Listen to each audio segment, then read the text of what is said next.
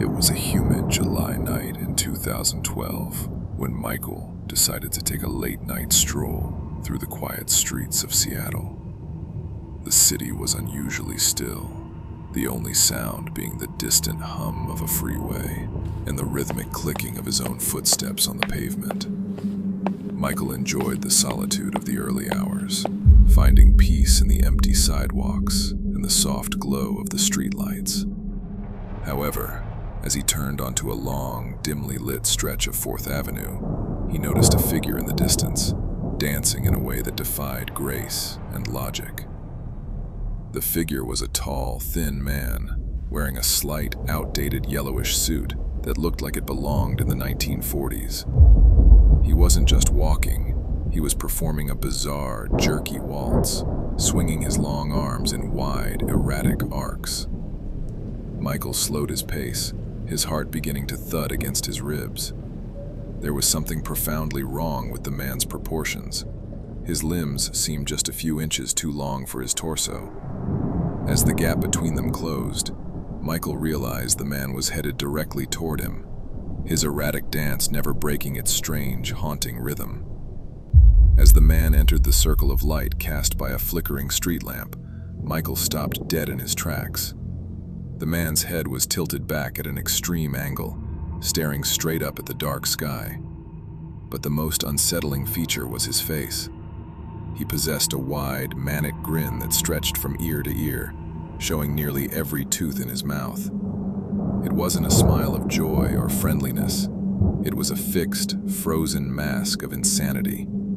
His eyes were wide and unblinking, bulging slightly as if they were trying to escape their sockets. Michael stepped off the sidewalk and into the middle of the empty street, hoping to give the strange man as much space as possible. He kept his eyes fixed on the dancer, his breath coming in short, jagged gasps. "Can I help you, sir?" Michael called out, his voice trembling in the heavy night air. The smiling man didn't respond. He didn't even acknowledge Michael's presence. He simply continued his grotesque waltz, his oversized shoes slapping against the asphalt with a wet, heavy sound that echoed through the silent, empty canyon of buildings. Just as they were about to pass each other, the smiling man abruptly stopped. He remained frozen in a mid-dance pose, one leg lifted slightly off the ground, his head still tilted toward the heavens. The silence that followed was absolute, broken only by the sound of Michael's own frantic heartbeat. Michael didn't dare move, fearing that any sudden action would trigger a violent response from the entity. The wide, frozen grin seemed to grow even wider in the pale moonlight, the teeth gleaming like polished white stones in the surrounding darkness. Suddenly, the smiling man's head snapped down. He wasn't looking at the sky anymore. He was looking directly at Michael. The transition was so fast it was almost a blur. The eyes, though wide and crazed, were completely vacant, as if there was nobody home behind that terrifying mask. Without warning, the man took a giant, lunging step toward Michael, his long arms reaching out like the talons of a predatory bird.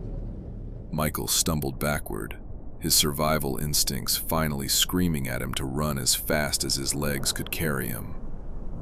Michael turned and sprinted back the way he had come, his lungs burning with the sudden effort. He didn't look back, but he could hear the sound of the man's footsteps behind him. They weren't regular running steps.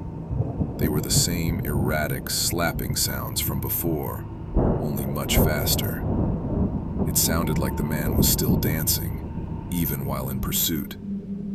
Every time Michael passed under a streetlight, his own shadow seemed to stretch and distort, making him feel as though the smiling man was already reaching out to grab his shoulder. After what felt like miles, Michael dared to glance over his shoulder. The street was empty. The smiling man had vanished as quickly as he had appeared. Michael slowed to a jog, then a walk, leaning against a cold brick wall to catch his breath. His hands were shaking uncontrollably, and he felt a wave of nausea wash over him. He convinced himself it was just a prank, or perhaps a mentally ill person who had wandered away from a care facility. He just wanted to get home and lock his doors.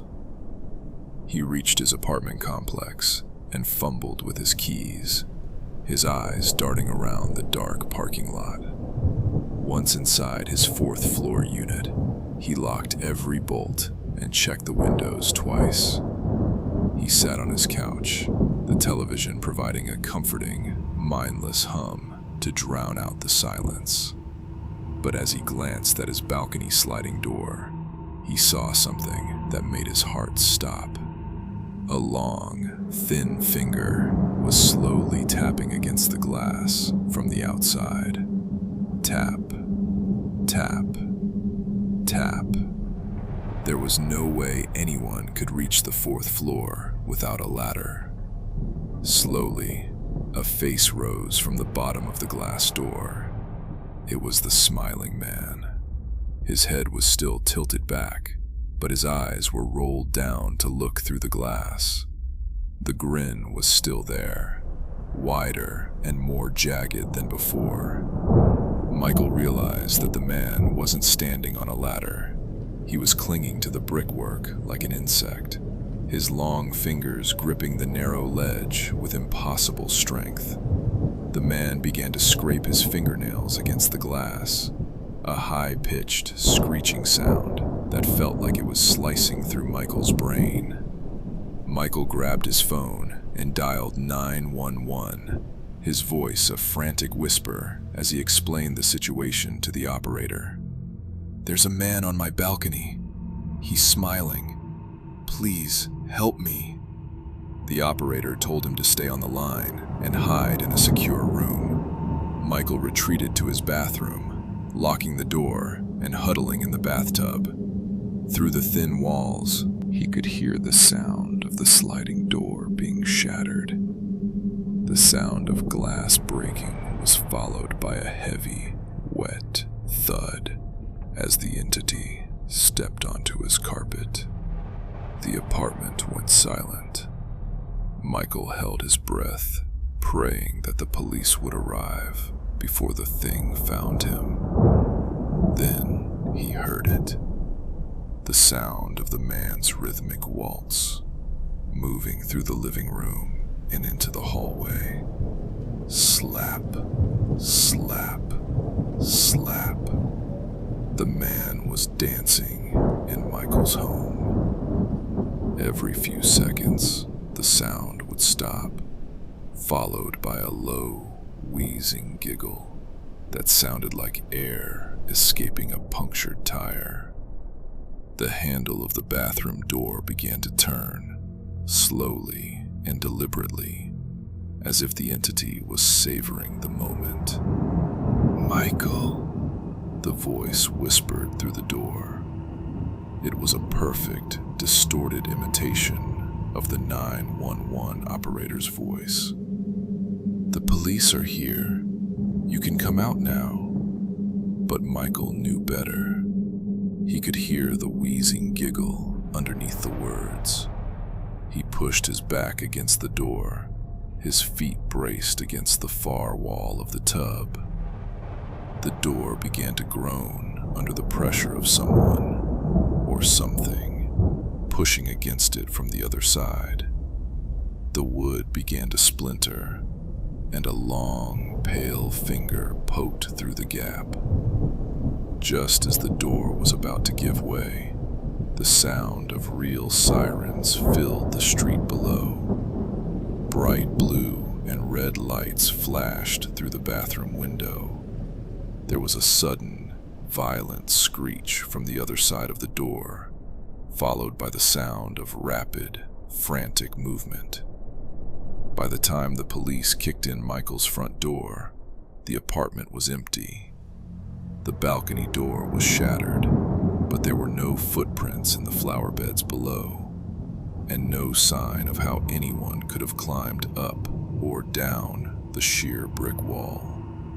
The smiling man was never caught, but sightings of a tall, dancing figure in a yellow suit continue to be reported in cities across the Pacific Northwest. Michael moved away and changed his name, but he never sleeps without the lights on. Sometimes, in the middle of the night, he hears a faint, rhythmic slapping sound in the hallway outside his bedroom. He never checks the door. He knows that if he looks, he might see that wide, frozen grin waiting for him in the darkness, ready to finish the dance.